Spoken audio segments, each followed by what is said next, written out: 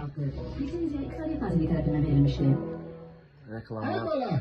Kırattan su içme demedim abala. 1000 dəfə demişəm kranatdan su için. Artık bu cümlenin uzaklarınıza demeye ihtiyaç kalmayacak. Bizim size şart haberimiz var. Evladınızın sağlamlığını düşünürsünüzse şebeke suyunun temizliğini bize havale edin. Nice ki bunu Dünya Karatesi'nin kara brilyantı Rafael Ağayev etti. Eksklüzif sipariş ile Türkiye'de istehsal olunan ve Rafael Ağayev'in adına həsr olunan Black Diamond su filtrelerini sipariş etmek için ile indi müracaat edin. Nakd pulunuz yoktursa o da problem değil. Problem yok. Artık havadanlıkları ilkin ödenişsiz, faizsiz, komisyasız, üstelik dahili kredi şartlarıyla hemçinin muhtelif taksit kartlarıyla elde edebilirsiniz. İndi sen git.